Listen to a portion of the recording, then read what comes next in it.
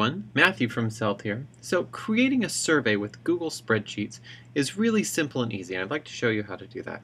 So the first thing we're going to do is we're going to sign into Google Docs, and you can do that with any email address or any Gmail address. Either one will work. And then what we'll do is we'll swing right over here to where it says Create New, and from this drop-down menu we're going to select Form. So once we click on Form, that's going to open up a page that's going to allow us to create all sorts of survey questions. So here we might give this a title. So I'm going to call this My Really Awesome Form. Oh, and I can give it a trendy or cool description here. And then what I can do is I can come down to the question type. Now, I've got a bunch of different types of questions that I can select from.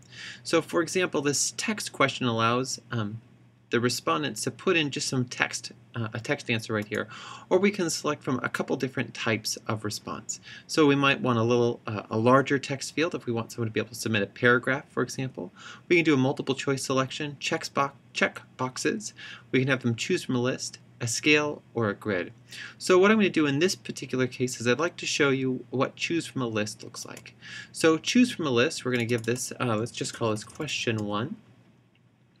So we might say, please answer this to the best of your ability. And from our options here, we might say option 1, option 2, oops, let's change that so it says option 2, 3, and 4. Great.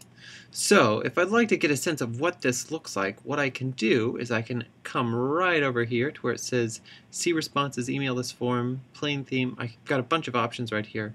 What I want to do is I want to see what this form is going to look like. So I'm going to click right down here where it says see the published form. And this will give me an example of what this form is going to look like once it's published. So here we can see question 1, I've got all of my options pop in right here that I typed in, and if I wanted to change that, I could come back here to editing my form, and I could say, you know what I want to do is actually want to get rid of option 3 and option 2, and I just want to say 1, 4, 5. So I wanted to make sure that I save my results here, and if I come back to my form and refresh this page, I'll see that those changes are reflected right here in my actual survey. So I've got a bunch of different ways that I can modify this and change this. And Google Forms makes it incredibly simple to add lots of questions, change questions, and rearrange them. So why this is particularly handy is that once I'm done with all of this, all of the responses from my form get dumped right into a spreadsheet, and I can use this See Responses button to go right down here to Spreadsheet, and by clicking on that I can see my spreadsheet with my timestamp from when my question was responded to, or when my survey was responded to, and then the results from question 1 and question 2. And there's nothing here right now because no one's responded to it yet. So you can see, hopefully, how this kind of way that I fill out the form and change the form funnels right into what it looks like when someone sees it, and then the answers from this form get plunked right here into the spreadsheet. In fact, let me show you what that looks like.